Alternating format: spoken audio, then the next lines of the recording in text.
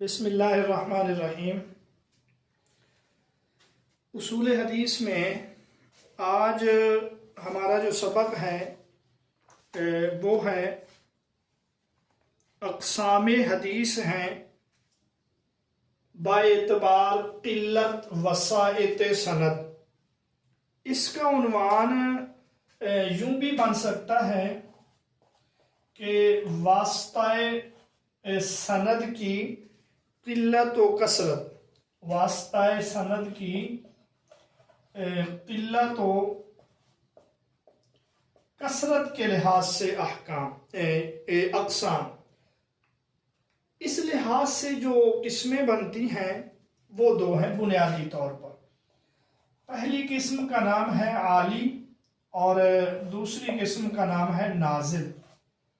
تو آج ہم یہ سند عالی یا سند نازل کے بارے میں پڑھیں گے۔ سب سے پہلے ہم یہ جو دو الفاظ ہیں سند اور عالی، سب سے پہلے ہم سند کے بارے میں پڑھ لیتے ہیں، سند کی اہمیت کے بارے میں۔ حدیث میں دو حصے ہوتے ہیں۔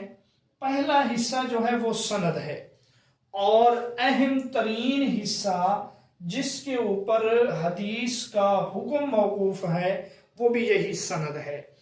اور سند جو ہے اس کے اوپر محدثین نے بہت زیادہ زور دیا ہے، یہاں تک کہ عبداللہ بن مبارک رحمۃ اللہ علیہ فرماتے ہیں، عبداللہ بن مبارک کا قول ہے الاسناد من الدین، کہ سند جو ہے یہ دین کا حصہ ہے۔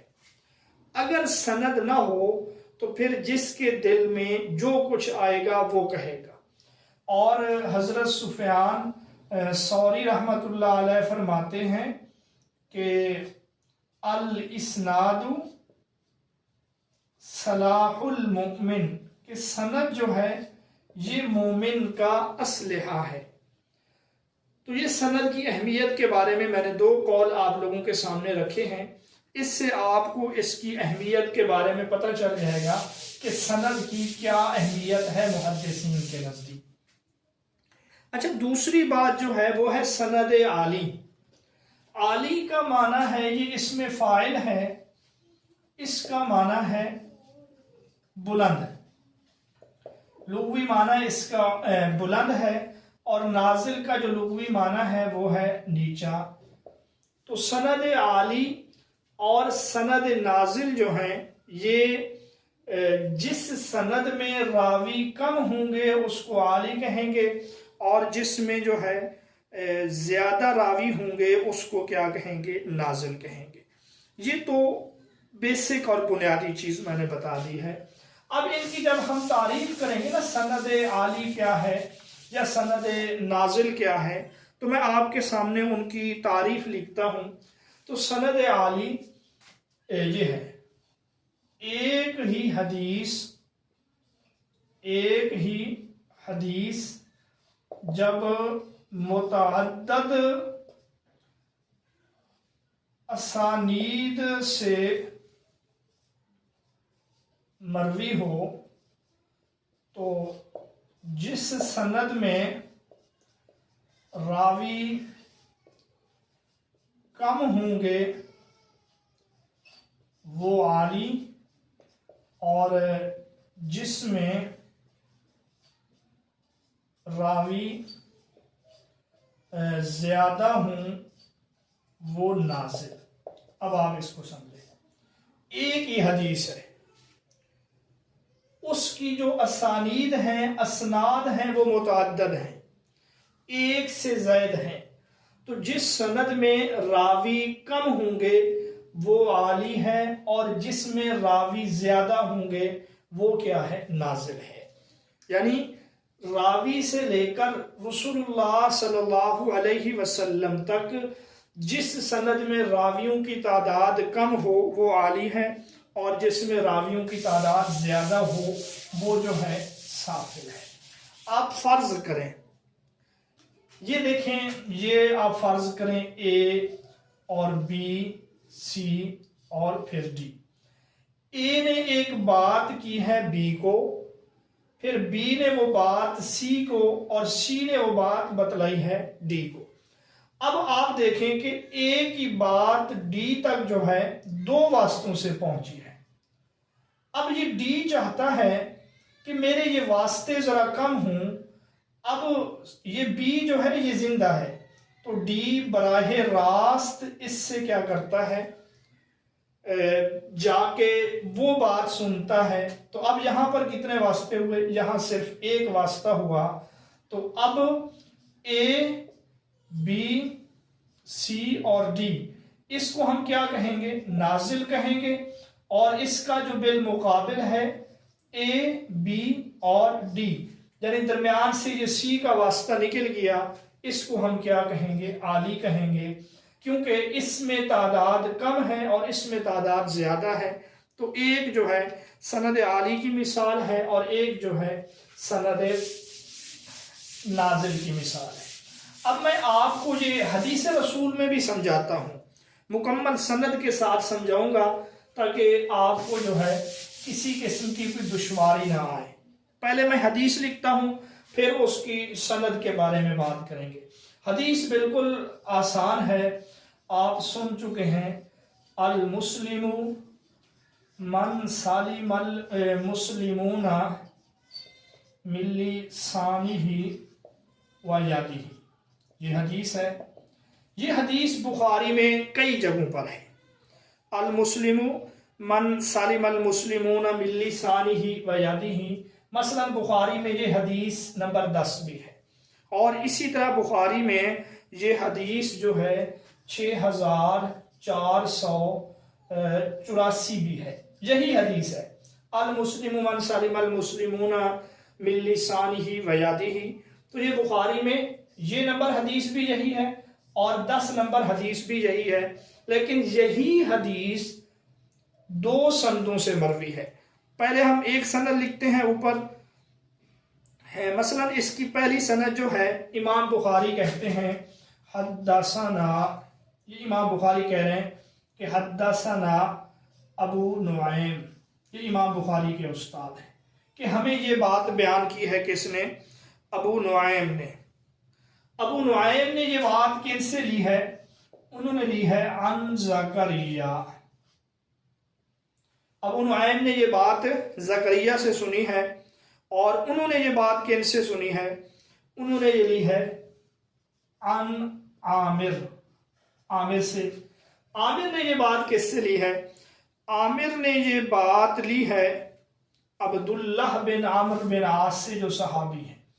عن عامر عن عبداللہ بن عامر بن عاص رضی اللہ تعالی عنہ. بات کیا ہے، بات یہ ہے، عامر بن عاص کہتے ہیں کہ سمعت، میں نے رسول اللہ صلی اللہ علیہ وسلم سے سنا، المسلم من سلم المسلمون من لسانہ و یدہ. اب یہاں ہم تذکرہ کرتے ہیں کہ یہاں کتنے راوی ہیں، کتنے واسطے ہیں. عامر بن عاص کے بعد رسول اللہ کا ذکر ہوگا، رسول اللہ صلی اللہ علیہ وسلم. ٹھیک ہے.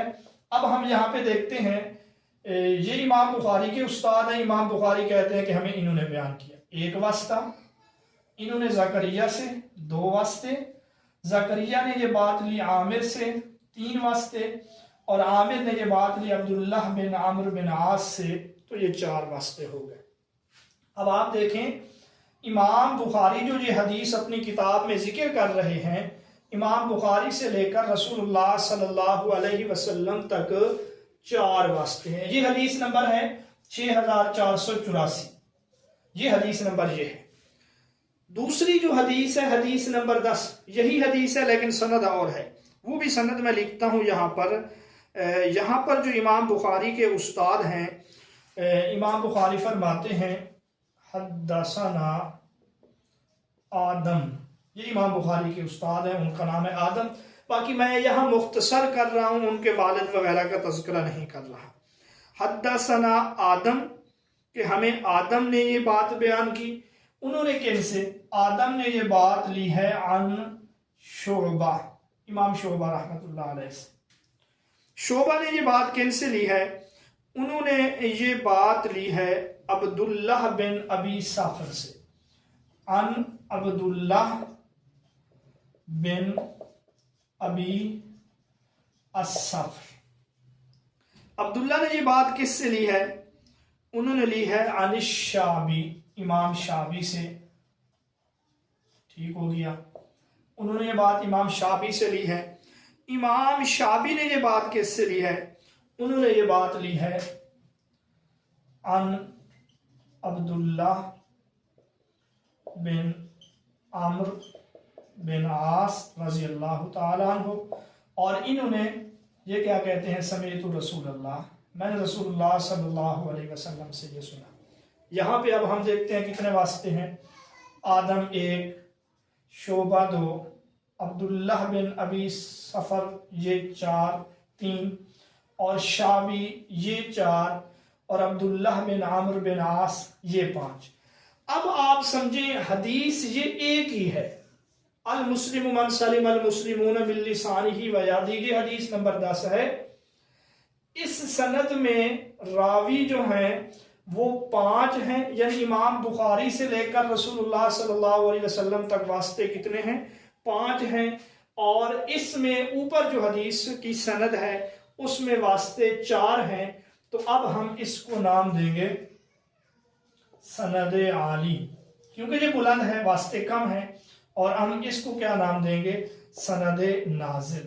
اب مجھے امید ہے کہ سند عالی اور سند نازل کے بارے میں آپ کی پریشانی جو ہے وہ دور ہو چکی ہوگی، کہ جس ایک ہی حدیث، یہ بات یاد رکھیں، ایک ہی حدیث جب ایک سے زائد سندوں سے مروی ہو تو جس میں واسطے کم ہوں گے اس کی سند کو کہیں گے سند عالی، اور جس میں واسطے زائد ہوں گے اس کو کیا کہیں گے؟ سند نازل۔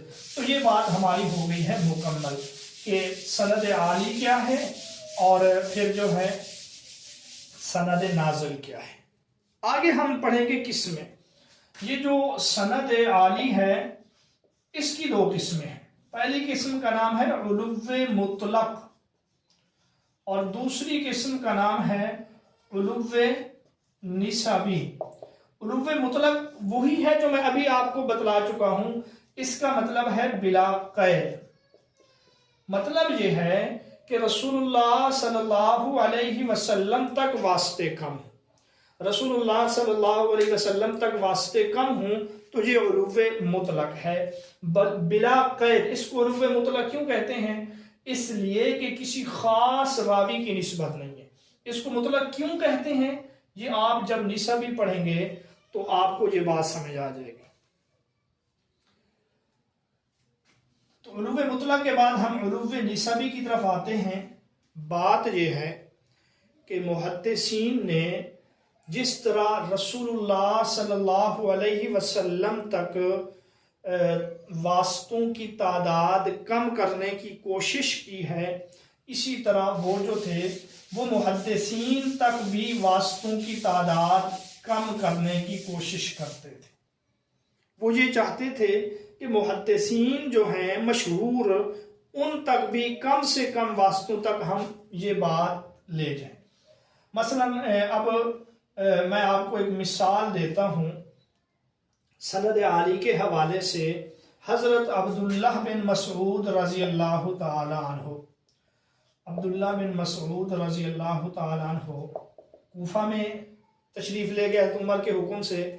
تو جب یہ اپنے شاگردوں کو کوئی حدیث بیان کرتے حضرت عمر کے واسطے سے، یہ کہتے کہ میں نے یہ بات حضرت عمر سے سنی ہے، تو آپ کے شاگرد جو تھے وہ آپ سے اجازت لیتے کہ آپ ہمیں اجازت دیں، ہم حضرت عمر رضی اللہ تعالیٰ عنہ سے یہ بات براہ راست سننا چاہتے ہیں۔ پہلے تو بات حضرت عمر نے ان کو کی اور انہوں نے اپنے شاگردوں کو، تو پھر ان کے شاگرد کیا کہتے؟ آپ سے اجازت لیتے کہ ہم یہ بات براہ راست سننا چاہتے ہیں۔ پھر یہ کیا کرتے؟ یہ کوفہ سے سفر کرتے، اور کہاں پہنچتے؟ حضرت عمر تو مدینہ میں تھے، تو یہ کوفہ سے سفر کر کے مدینہ میں پہنچتے تھے اس لیے کہ ہم اس بات کو براہ راست سنیں۔ تو یہ ہے سند عالی۔ اسی وجہ سے جو ہے امام احمد بن حنبل رحمۃ اللہ علیہ نے فرمایا کہ طالب اسناد العالی سنت عمن سلف، کہ سند عالی کو طلب کرنا یہ سنت عمن سلف، جو ہمارے بزرگ گزرے ہیں، سلف صالحین گزرے ہیں، یہ ان کی سنت ہے۔ اور پھر وہ دلیل میں یہی بات بیان کرتے کہ حضرت عبداللہ بن مسعود کے شاگرد آپ سے اجازت لے کر حضرت عمر رضی اللہ تعالی عنہ کے پاس جاتے تاکہ واسطے جو ہیں وہ کم ہوں۔ اور ایک اور بزرگ ہیں، امام بخاری کے استاد بھی ہیں، یحییٰ بن معین رحمت اللہ علیہ، آپ کو مرض الوفات میں جب آپ فوت ہونے کے قریب تھے، کسی نے پوچھا کہ آپ کی خواہش کیا ہے، تو آپ نے فرمایا بیت خالی، میری یہ خواہش ہے کہ خالی گھر ہو، وسند عالی، اور مجھے جو ہے عالی سند ملے، بلند سند ملے۔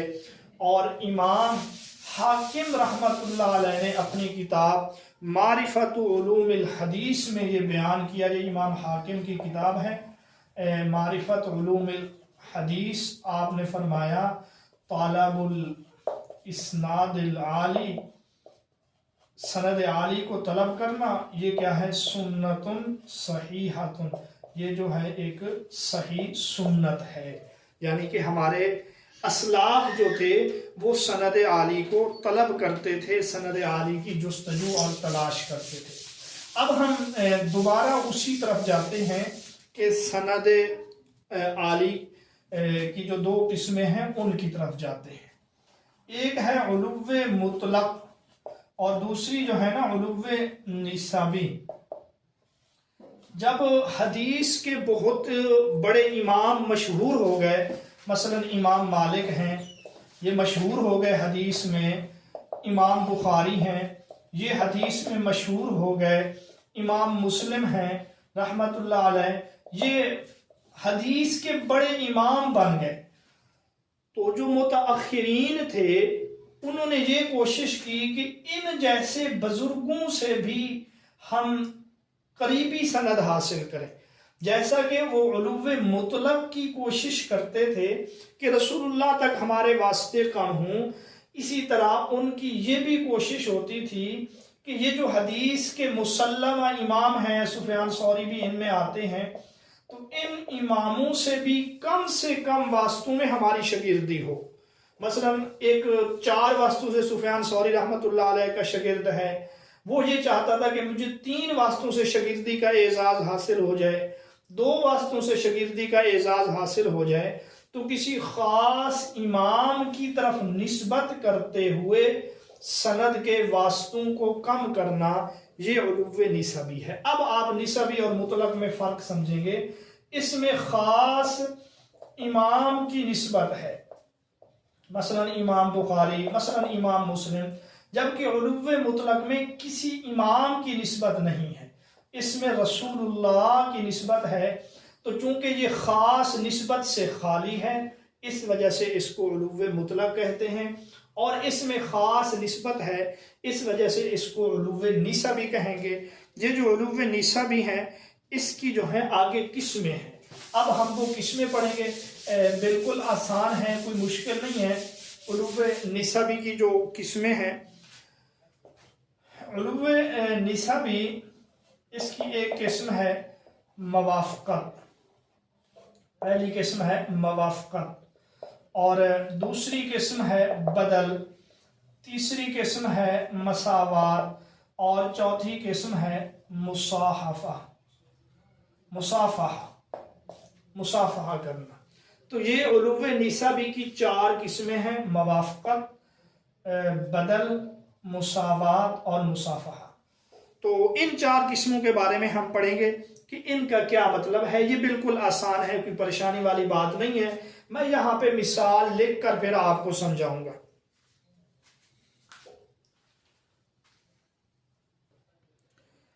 ہمارا یہ لیکچر 20 منٹ کے قریب پہنچنے والا ہے۔ تو یہ جو علو نسبی کی قسمیں ہیں ان کو ہم اگلے حصے میں آپ کے سامنے رکھیں گے.